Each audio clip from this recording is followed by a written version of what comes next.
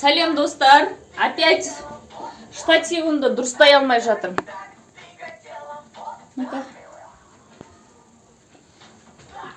Міне болатын шығар енді, я. Мен апыстай салайшы, уже тыстаған едім. Қалтамды салсын. Егейімді ғой. Бүгін просто жай. Мынаны кішкене жай қойым. Пульт қайда балам? А? Пульт қайда? Бұл екеуінен пульт бітсе болды ғой, шаруаттан алды ғой. Өтігім қызып кетті. Короче, бүгін өтіктеп тыстайын дедім. Сіздермен әңгіме айтып тұрып ше.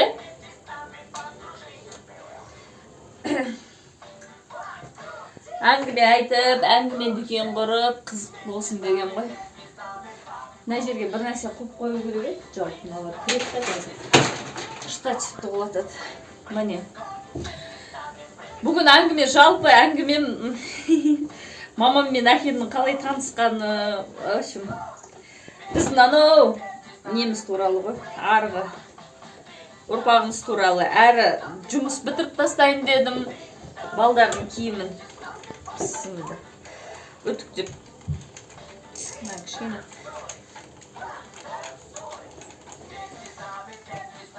Өтігім енді қызатыр, жай қойып қойған ғой жаңа.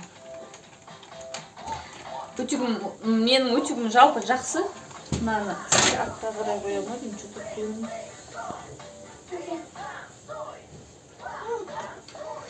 Бұл өтікті маған бір досымыз семейный деймін ба. Бізге сыйлаған. 10 жыл болды ау. 10 жыл болды, қателеспесем. Өте жақсы. Шашты артқа құрттық. Рахат. Ауыстырғым келмейді, білмеймін осыны. Ескірді, бірақ та өзіме ұнайды. Бұны соседтер де сұрап алады, әйтеуір. Өтігім береді тұрштып. Мұнан даусын жай қоймасам мешать етіп жатыр, е. Қазір. Қаш, қызым. Осы биллионс ба қалай айтылады, дұрыс білмейді деген қалай айтуын. Соны жақсы көреді бұлар, соны көреді. Қыстың күні көп өтіктемеймін, киімдіші. Жазда полный бүкілін өтіктемеймін, потому что мож-мож болып по-любому көрініп тұрады ғой. Киген, өтіктелген киім, өтіктелмеген киім, сондықтан. Жуғаннан кейін өтіктелгеге тырысам, короче, жазда. Қыстың күні бола береді.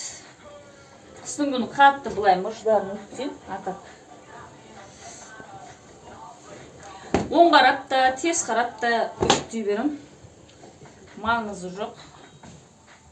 Осы биллионс деген мынау бір группа бар ғой. Қырғыздардың кімі. Соны көреді балдар. Жақсы көреді. Достар, бүгін даусым қалай естіліп тұр, білмеймін. Бүгін мен әке-шешем қалай танысқанын, қалай үйленгенін айтып берем. О, артқа предкеға шолу болатын шығар енді, кішкене. Кешіріңіздер, ана таза қазақша сөйлеш дейтіндерші. Жайлап кішкене жөнделетін шығар енді қазақша. Бірақ орысша қосып кете бересің, қалай өзі кеп қалатынын білмеймін да шығар. Қалай кетіп қалатынын білмей қалам. Ана, әбден үйреніп қалғанбыз ғой, өзіңде байқамайсың. Я біреу солай араластырып, шала қазақ сөйлеп атса жаман естіледі. Бірақ өзіңе білінбейді да. Өзіңе білінбейді. Болды үстіп. Арты текст қой, істеудің қажеті жоқ. Деп, қазір бұл баламдікі ғой. Балам мен қызымдікі.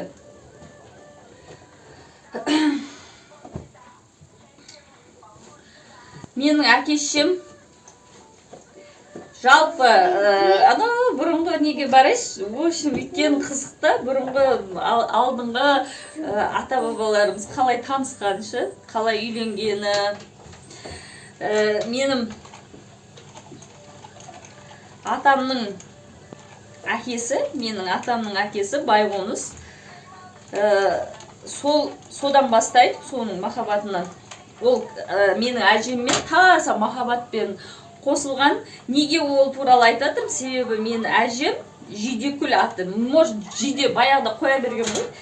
Жидекүл деп тұрған кезде туған шығар енді. Өмірге келген, сол үшін де Жидекүл деп қойған ғой атын. Жидекүл дегенде деп. Сол әжем, мен қатты сол әжеме құсайды екен, барлығы айтады, суретін көргем, құсайды маған, бірақ бұлай көрмеген ғой, ол кісі өмірден өтіп кеткен, біз туылмай жатып, сондықтан бұлай жеке танымаймын.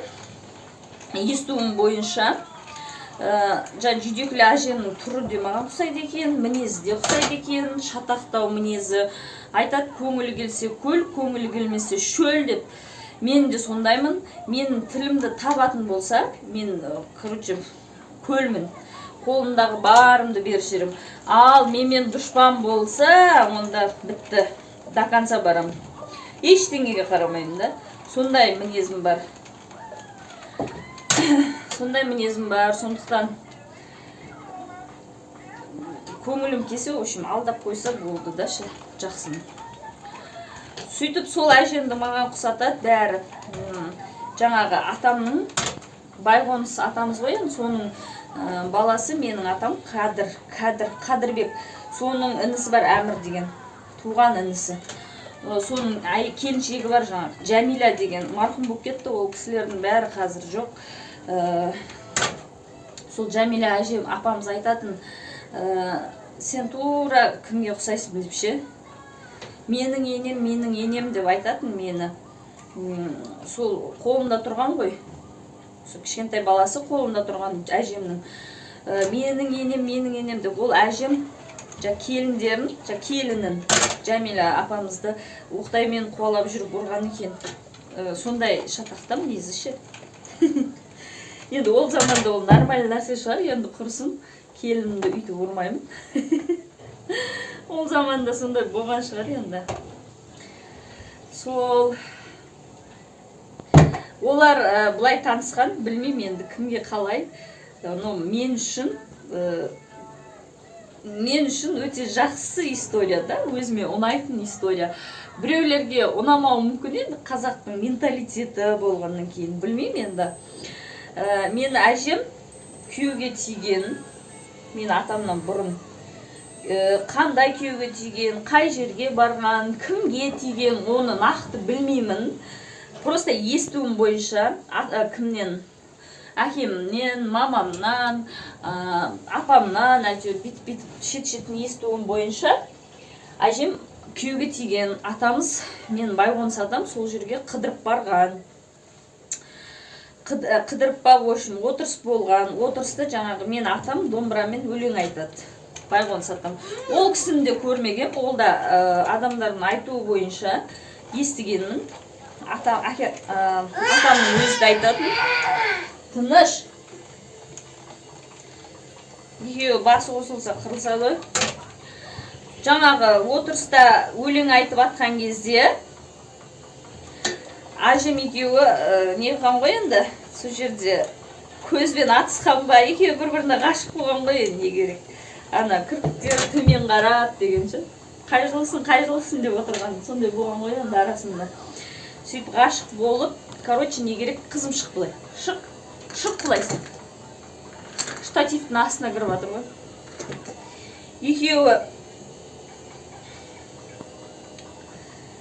Екеуі жаңағы кешегі неден кейін, тренировкадан кейін бүкіл денем ауырып жатыр, ішімде бәрім. Пресстарымда, кубиктарымда бәрі деп қойын.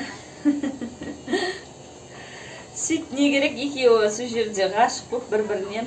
Ақырында жаңағы әжеміз атамызбен бірге, атам үйленбеген жігіт. Екеуі бірге келіп, үйленген ғой, күйеуін тастап кеткен. Ол күйеу қандай күйеу, қай елден, шынын айтқанда білмейді екен. Сонымен әжем махаббатына күйеуге тиді ғой үшін. Сөйтіп, енді ол заманда қиыншылық көрді ғой, оның алдында да ашаршылық заман ана болды, одан кейін соғыс болды. Содан жаңағы бұл атамыз соғысқа кетеді да. Атамыз соғысқа кетеді, соғыстан қайтпайды ғой, не керек. Соғысқа кеткеннен кейін әжемнің енесі бар емес па? Боранкүл деген кісі болған. Жидекүл әжемнің жаңағы енесі Боранкүл деген кісі болған. Сол кісі жаңағы үлкен, ода екі ұл болған. Біреусі жаңағы Байғоныс ата, біреусі Қадырман деген ата болған біздің. Сөйтіп жаңағы Байғоныс атаның үлкен баласы, менің атам Кәдір, соны асырап алған. Асырап алғанда ата әженің қолында болғанда солар. Ата әженің қолында өскен. Өзім шатасып кеттім, бәрі бөліп кеттім ғой. Қадырман атамыз неде? Қадырман атамыз мектепте мұғалім болып жұмыс істеген. Кейін үйленген, в общем, одан екі бала болған. Сол жаңағы екі бала болғанда бір бала болған, екіншісі ішінде болған. Кейін атамыз директор болып сайланғаннан кейін мектепке қасындағы нелер, апамның айтуы бойынша, рас өтірігін білмеймін, енді кім не қылғанын, жазым болды ма, бірақ айтады, апам үнемі, апам тірі кезінде айтатын, менің күйеуім жаңа көре алмай, қасындағы сотрудниктері ғой, енді коллегалары у беріп өлтірген деп. Мына вешалкаға ілу керек. У беріп өлтірген дейді.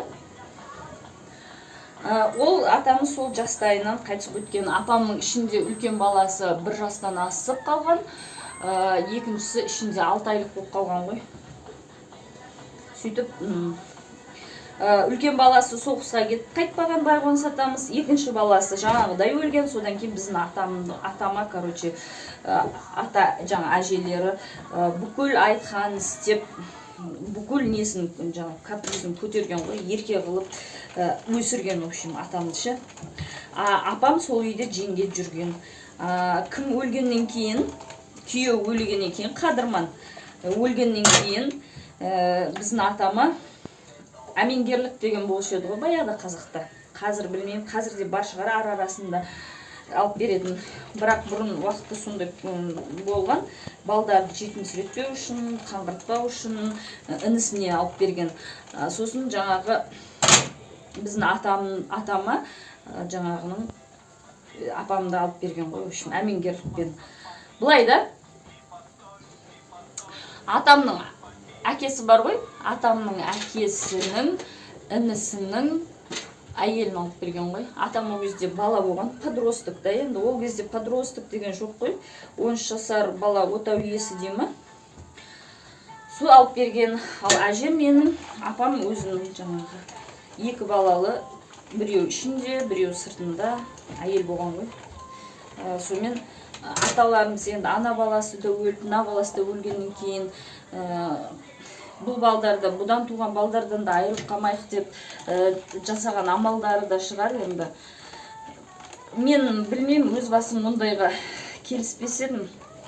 Бірақ енді ол заманда есімде да ажырасу деген өте ұят нәрсе болатын. Ажырасу, біреудің есімде кішкентай бала кезімізде көршіміздің бір қызы ажырасып келген. Сол кезде үлкендер ғой, енді олар қазір есімде жоқ кім екені. Бірақ мына ажырасып кетті деп жаңа ауыл арасында өсек болып, соны как будто бізді тістеп, бізді жеп қоятындай алыс қасынан айланып өтетінбіз ше. Сондай ұят болатынында ше. Қазір енді ол мода болып кетті ғой, екінің бірі қазір ажырасу деген түкте емес, ажырасады, үйленіп жатады. Сондай болатын. Сөйтіп апамыз әмеңгерлікпен алып берді. Одан біздің апам деген жетеу ма туды ғой. Қыз да бар, ұл да бар. Соның бірі менің әкем. Менің әкем бар. Одан кейін жаңағы Сарыағашта бір ағасы бар. Астанада бір інісі бар. Туған жаңа бір әкеден. Жаңағы екі бала да сол біздің атамды әке деп өскен ғой енді. Олар көке деген ол уақытта көке деп. сөйтіп айтады. Енді қарап тұрсаң, бәрібір де бөтен адам емес қой, туған ағасының баласы ғой енді. Солай. Содан туылған менің әкем. Әкем айттым ғой жаңағы. Нені? Домбыра, гитара бәрін тартады өзі туылғаннан сондай. Өлең айтады. Өнер бар да. Мектеп бітіріп не қылғаннан кейін армияға кеткен, морской флотта служить еткен.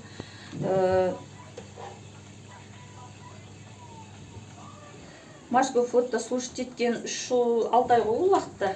Қазір білмеймін қанша уақыт. 1 жыл әйтеуір служить етіп келіп атады ғой. Морской флотта 2 жыл ма сондай шығар. Ол уақытта 3 жыл 6 ай болған. Ол кезде СССР уақыты ғой. Тынық мұхитында болған, үшін бүкіл Қара теңізде болған, суреттері бар. Однополчандардың бәрі қарасаң, орыстар, украинецтер сондай ғой. Жалғыз қазақ біздің әкем. Суреттері бар, баянмен өлең айтатын. Айтып атқан суреттері бар да, баян ұстап. Суреттерді соңына қоям, айтпақшыдай. Әкем де мамам да өте әдемі болған жас кезінде. Әдемі болған қалай? Реңді болған да, реңді. Сөйтіп әкем армияда кигеннен кейін ба, армияға кетіп баратып ба, ойшым қызы болған ғой жүрген. Ол қызының суреті бар, үйде альбомда тұр, әкемнің альбомында. Бұрын альбом істеген ғой, әкем өзі армияда бөлек, мамам өзі бөлек альбомы бар. Бәрінің альбомы бар, жеке-жеке үйде бізде.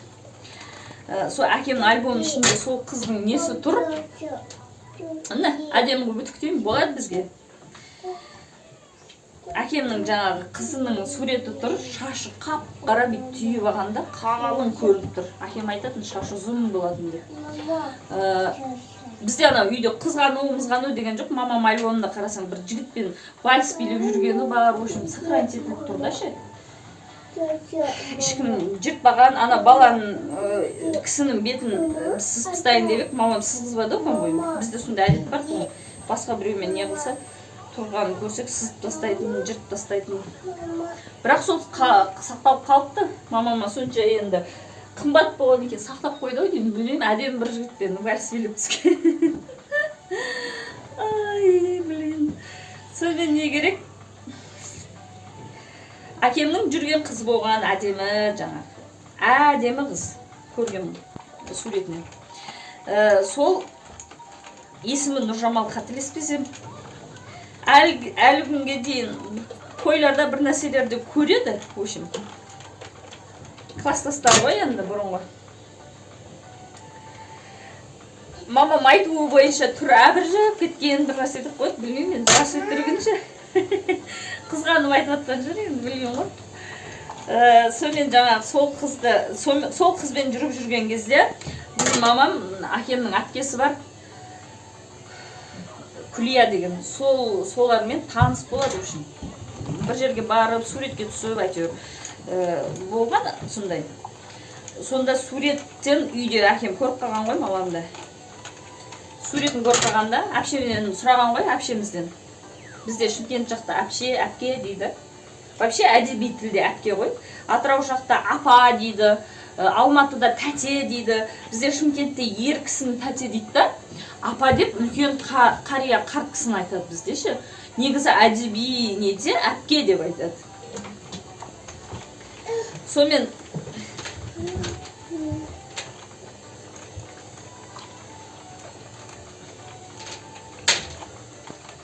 қызым шық былай, құлатасын.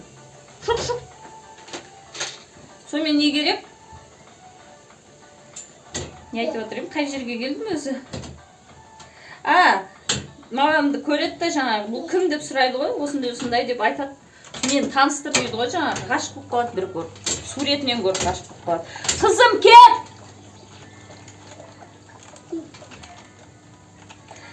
Анандай не бар ғой? Қыз сүйген, не дейді? Қыз сүйгенге тиеді. Мақал бар ма? Білмеймін, әйтеуір сондай бір естуім бар. Бала сүйген қалады, қыз сүйген алады деп. О, үшін сондай бір нәрсе бар, о үшін. Бұл жерде наоборот болып тұр ғой, короче. Әкем бір көріп ғашық болып қалады да сонымен. свиданияға шақырады, кездесуге, киноға барады екеуі. Шымкентте киноға барады. Сол жерде екінші рет шақыра ма, екіншісінде ма, в общем, алып қашып кетеді ғой. Келісімсіз алып қашып кетеді. Бұрын 90% алып қашу болған ғой негізі. Махаббатпен бүйтіп жүріп, келісіп үйленген редко болған ғой. Бұрын алып қашу деген норма болған. Негізі алып қашу деген өте қарсымын меніңше. Адам ол мал емес қой. Не қылу керек қой. Қыздың да несін, мнениясын ету керек қой. Что-то мынау мен қайтып салып жерген ба, бір бәле ғой, киілгенше, сәл-сәл мынандайлар қой, кірге тастайды. Кір салып тастаған көрпе, төсегім бәрін сыртын жуып жатырмын. Көрпешелердің ше. Часто жуып тұрамын, себебі білмеймін, жатамаймын, біраз жуылмай қалса, бір 3-4 күн жуылмай қалса, сондықтан 2 күн, 3 күн сайын жуып тұрамын мен, ауыстырып ше үшін. Сонымен не керек? Бауыржан да ұрсады ғой, киімді жуып тоздырдың сен киімімді деп. Жуғанда анандай қатты кір болмаса, бір шайыздырып алам да, 30 минутқа, 20 минутқа. Свежий болып тұрған жақсы ғой бәрібір. Балдарының да күнде 3-4 күн болып ауыстырады ғой. Күнде кір жуамын мен, күнде.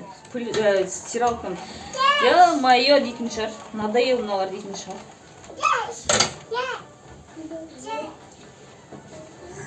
Сонымен алып қашып кеткен ғой. Мамамнан сұрамағанда, сен мені жақсы көресің ба, сүйесің ба, маған тиесің ба, күйесің ба. Сөйтіп үйленген. Қазір енді 6 қыз, общем бізде 7-8 қыз ғой. 8 қыз болғанбыз. Мен ең кішкентай сіңлім бар 2000 жылғы. Сол ең кішкентай сіңлімнің алдында бір қыз болған, Назерке деген. Мен ол қызды көрмеген, ол кезде мен әкемнің қарындасының қолында едім. Себебі ол бір баласымен күйден ажырасып кеткен екен, мен алған туым қолына ше. Соның үйінде едім. Мен ол қызды ше көрген жоқпын. Мамамның туғанын білемін. Азанда кеп Мұхтар деген ағамыз бар, жиен ағам. Сол келіп біз ұйықтап жатқан кезде айтқан тұғым. Мен естіп жаттым да, оянып кеттім да. Есіп тұрып келгеннен кейін әпшеме айтқан. Бір аптадан кейін қыз қайтыс болды, шетінеп кетті ғой. Кішкентай нәрестені қайтыс болды демейді дейді ғой, шетінеп деймін. Мен көргенде емеспін, сондықтан қатты бүйтіп андай ол қызға нетпедім ше. Жаман бір түрлі болдым сол кезде, бірақ ол кезде мен бала едім тоже. Мамам айтуынша көз тиген дейді, ерекше әдемі болған дейді. В общем, жаңа туған нәресте қызыл сондай ет болады ғой, ол апуық кәдімгі уже үлкен болып қалған қыздар сияқты бір сұлу ет дейді, қасы көзі қиылған. Сол көз тиіп, ішінің бәрі күйіп кеткен деп айтты дейді ғой. Көз тию бар ғой, расында да бар. Сол Құдай өз сақтасын енді. Мен де балдарымды не қыла берем ғой. Сала берем ғой, бәрі айтады да маған, сала берме, көз тиеді деп. Ой, ол орыстар салып жатыр ғой, сол орыстарға көз тимейді деп айтасың ғой, бірақ көз деген бар ғой расында да ше. Құдай сақтасын. Құран оқып сөйтіп тұрам ғой өзім арасында. Үйге Құран қойып сөйтіп тұрамыз. Алла өмір берсін балдарымызға. Өткенде де көз тиіп, еще ішіп өтіп, бәрі қабаттасып ауырды ғой балам. Содан кейін мамам жақта да, в общем, история тоже қызық. Қалай әке-шешесін танысқандар. Менің атам, мамамның әкесі жалғыз ғой. Жалғыз ұл да жоқ, қыз да жоқ. Жалғыз ұл. Жалғыз ұл. Ол жаңағы атаны туғаннан кейін шешесі қайтыс кетеді ғой. Атаны туғаннан кейін шешесі қайтыс болып кетеді. Сөйтеді да атамыз бір әйелге үйленеді ғой, жаңағы анасы болсын деп. Ол әйел мамамдардың апасы ғой, енді әжесі. Тоже ашаршылықта бүкіл баласы өліп қалған ба, сондай. Бүкіл баласы ашаршылықта өлген, осыған тиер, күйеу бала шағасы бәрі өлген ба, сондай бір нәрсе. Біздің атамыздың әкесіне күйеуге тиеді ғой, жаңағы нағашы атамның ше. Сол атаны туылғаннан жаңа өзі қолына алып асырайды ғой, туған баласындай. алып асырайды. Кейін үйлендіріп, үйлі жайлы болғаннан кейін мамамдар туылады. Мамамдар туылғаннан кейін әжелері қатты жақсы қарайды ғой. Атамыз өзі намаз оқыған екен. Атамның атасы, әкесі да, в общем, нағашы атамның әкесі. Атам да, мамам айтып отырады, атам да әжем де өте жақсы адамдар болған деп. Әжемізді кейін білдік өгей екенін деп ше. Оға дейін білмедік оны, өгей шеше екенін, әже екенін білмедік деп, в общем, өгей шеше екен. Сондай да жақсы адамдар бар. Біздің ауылда да бар сондай біреу. Өзі тумаған, жаңағы әйел қайтыс болған, неге күйеуге тиіп, соның балдарын өзінің баласындай асырап алған ше. Сондай адам бар.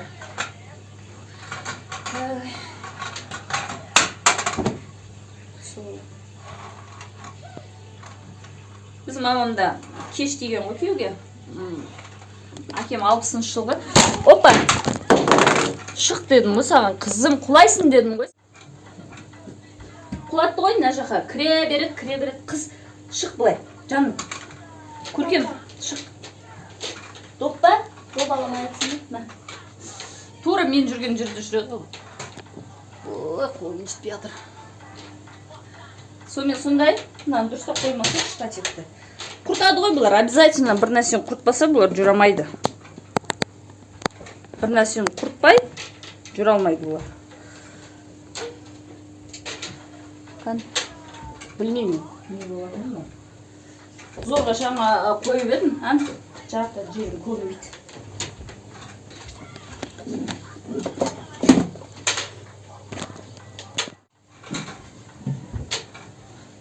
Құртты ғой, құртты. Сондай қай жерге келдім өзі. Бұлар мен осы ғой, нестіп не оғанын білмейсің. Мия айнайды.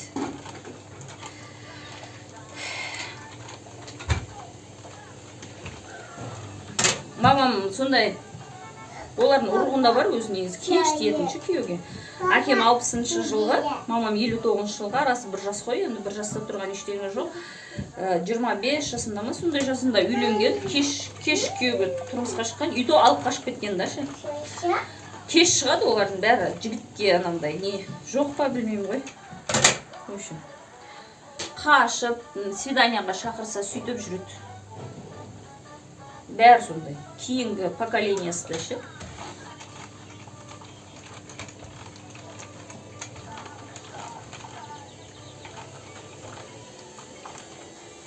Алып қашып кеткеннің арасында күйеуге тиіп қалған ғой. Бұрын 25-ке келген қыз уже кәрі қыз ғой. Бұрын ше. 30 деген вообще. Қазір жүре береді ғой спокойно. Қазір ондай жоқ. Менің балам жатыр, ұйқысы күйіп отыр екен. Киімдер көп үтіктейтін. Негізі жарты сағаттан асып кетті деймін. Мейлі. Сол мамамдардың суретін қоятын болам. Әдемі болған. Әдемі. Мен енелерімді көрген кезде айтқан ғой. Мамам сұлу екен, жас кезінде вообще әдемі болған ба деп. Я десем көрініп тұрды қойды. Әдемі деп. Әдемісі әдемі болған. Әзірде әдемі дейді ғой. Қазір енді 60-қа жақындады ғой, 60-тан асты ғой. Жақындады ғой. Солай әңгіме. Осы ақ киімді бар ғой. Пятналар кетпей қалатын жаманда. Ана белесінаға салып кетірдім ғой. Жуып алсам кетпейді, дағдақ болып тұрды. Кейін кішкене белесіна құйып, анандай. Гелевейінші. Кетті ғой сонда. Қайта шайып иісі кетсін деп. Кішкене құйғанның өзіне иісі сіңіп қалған.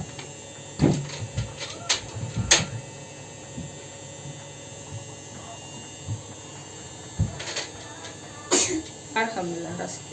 Альхамдулилlah.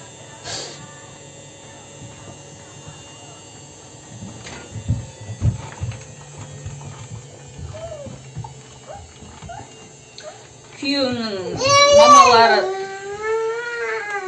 махаббат болып келісіп үйленген дейді. негізі сондай жақсы ғой. Келісіп, бір-бірін қалап, үйленген үшін. Вообще жалпы айтып атқаным.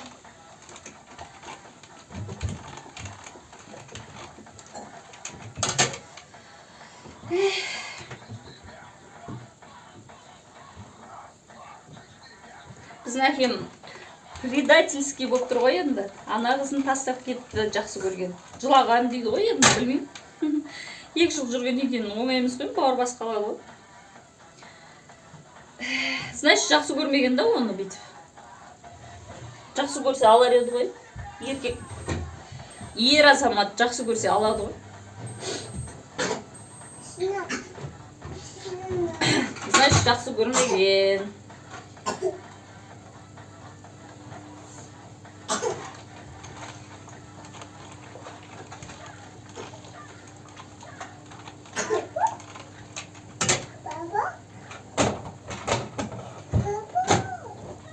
Солай, достар, стиралкам бітті. Отжымға қоям, жақсы несіне ше. Бәрібір сығады ғой, сықса да қайтадан бір қоям, вообще андай қолы сухой қылып шығады да ше. Сосын жайғанды тез келеді. Сол отжымға қоюым керек. Әңгіме солай бүгін. Сол мен мамамда қалай танысқандарын айтып берейін деген бұл. Бәлкім қызық болар деп. Просто жай әшейін. Шай ішкендерге әңгіме болсын деген ғой. Мен де тесті жұмысымды істеп тастаймын. Негізі жайлатып кеттім. Тесті істеуші едім. Олжырап кеттім ғой.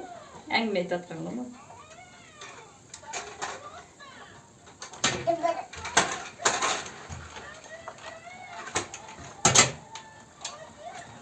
Бұң өзің қышып атыр ғой. Қазір боянбай, сыланбай шыға беретін ғой. Басында бояны өзінше дайындалып, бір мені неге қазақ фильмге, киноға шақырғандай дайындалып шығатын едім. Қазір шыға беретін болдым. Қалай біз солай? Киімдер көп балдардың. Ана шифонердің бәрі осылардың киімі. Ауылға беріп жүрдім кеше. Бір сумка дәу, китайский сумка тола. Сіңілдерім бөлісіп алады, жақсы-жақсыларын. Бәрі туып отыр ғой, жақсы ғой. Қалғандарын көршілерге таратады. Ауылға беріп жүрдім.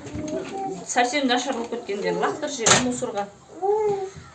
Киеді-ау, киюге болады-ау дегеннің бәрін беріп жүрдім. Содан кейін балдар көп та кимейді ғой, білесіздер ғой, тез өсіп кетеді. Тез өсіп кетеді да. Киім деген қалады ғой. Қанша теңге қымбат үші. Балдардың киімі үлкен адамның киімінен қымбат. Өзімде маған да береді киімші. Таныстар көп қой бізде Алматыда. Орыстар бар, өзіміздің туысқандар бар, қазақтар бар. Қалада адам көп туатындар аз ғой. Тем более орыстар біреу туат болды. Ар кетсе екеу туат. Қызым шық. Мына жаққа кірді ғой енді. Ар кетсе жаңағы екеу туат. Солар береді бізге ше киімдер. Мен андай брезгать етіп, жоқ мен ойбай деп мен намыстанбаймын. Алматыда, ей! Кет дейді маған. Мына жақта абап бар, абап шық. Алматыда сөйтіп андай қылады екен. Алмайым, типа намысыма тиіп атсын деп білмеймін. Мен сондай өтірік көкірек өзі үйінде дымы жоқ болып отырады да. Сөйтіп намыстанатындаршы. Кедейдің кербезінен сақтасын деймін. Сондайлар бар ғой, кербезден.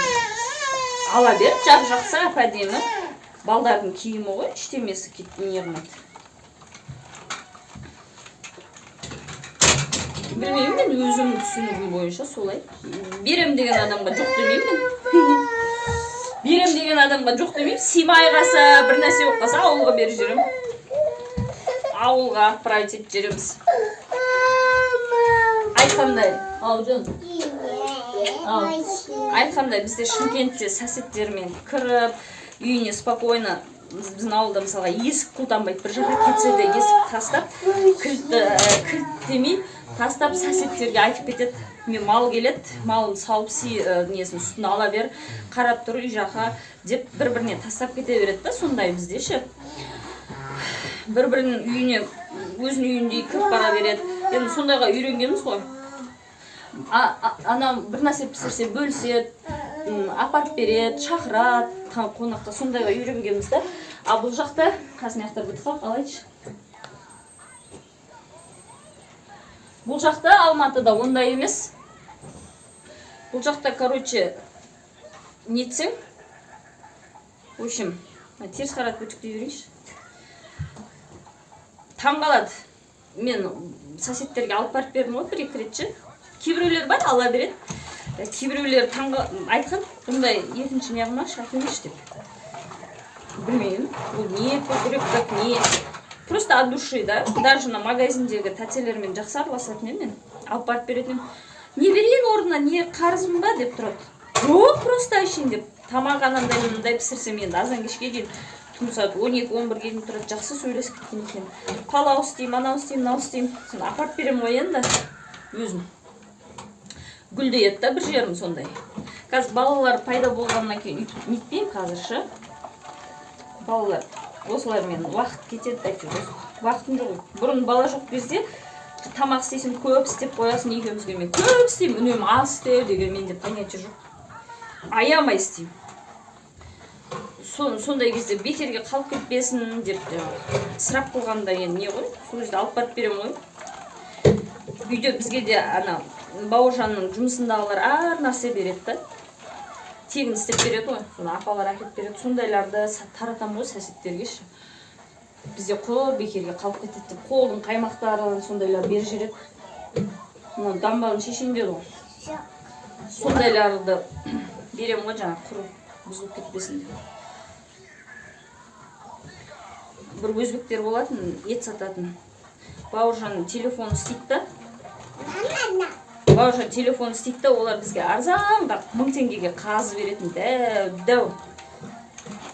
Бауыржан 2-3 қазы алып келеді. Істеген жұмысына қазы беретін. 2-3 қазы, 3-4 қазы апта сайын. Уже жей алмайсың да ғой, екеуміз ғана. Сондайлар тарататын едім дашы.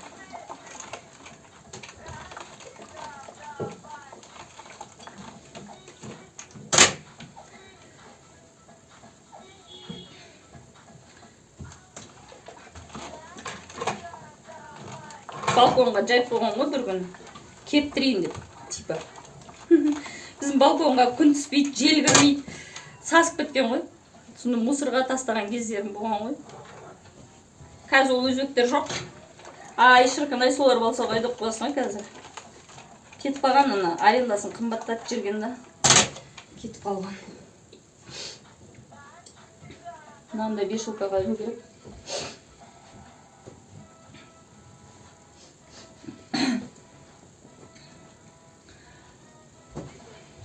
Баламның көйлектері деген көп.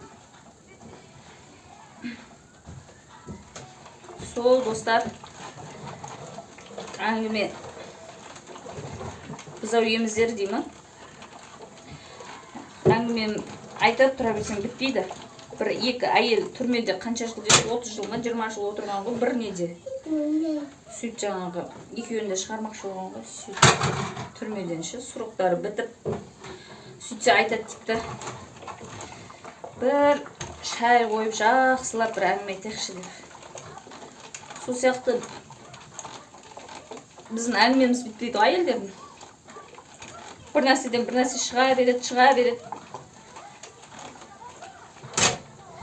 Іштерін пістіріп жүрген жоқпын ба? Енді тез үтіктеп жатырмын. А то мен аккуратно күшті үтіктейтін едім. Біздің әкем деген күшті үтіктейді. Біз үйде мамам үтіктемейтін. Әкем үтіктеп беретін бізге бүкіл школьный формаларымызды, киімдерімізді. Сол мен негізі әкеме тартқанмын да осындай тірліктерден. Таза аккуратно істеймін. Просто балдардың киімі ғой, прям көшеге киіп шығайын жатқан жоқ бір жаққа. Үйде киетін.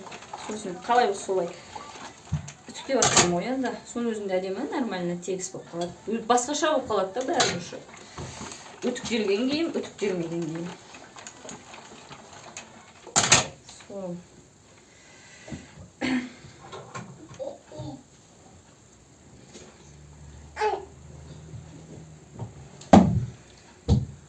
Мына екеуі астына бір нәрсе қойып тұрып алған ғой. Мына екеуі қиратпай тұрған кезде бітірейін. Сол достар, каналға жазыламыз. Менде осындай әңгіме дүкен, осындай контент дейма, влог дейма, осындайлар болып тұрады. Іштеріңіз піспай, құрып отырғанша бір жұмыс істесеңіздер, қоп қойып, тыңдағанға қызық қой. Енді өзімде мен ана блогерлар бар, сондай әңгіме айтып, қызық нелерін айтып беретін. Сол қоп қойып, өзім тірлігімді істеймін, айқанды арасымен. Үйде ерігіп отқан әйелдер түсінеді ғой. Ерігіп отқан жоқпыз ғой, соның өзінде осындай тірлік істейміз ғой. Көрінбейді да просто біздің тірлігіміз. Мынау да вешалкаға. Әдемі не ғой, көйлек ұнайды өзіме. Маған жасыл свет ұнайды жалпы. Жасыл деген байқаған шығарсыздар, пердемде жасыл, шифоне бәрі жасыл ғой. Жасыл свет деген негізі богатство, байлықтың ненің белгісі ғой, в общем. Өзім жасыл свет жақсы көремін, күйеуім де жасыл жақсы көреді. Содан кейін қызыл жақсы көремін, жасылдан кейін уже. Барлық светті жалпы жақсы көремін, бірақ ең ішінде жасыл ұнайды. Біреулер ана фиолетовый цвет жақсы көреді ғой, фиолетовый, не дейді, королевский ма? Маған фиолетовый цвет онша ұнамайды. Басын ұрдына. Вот бұл.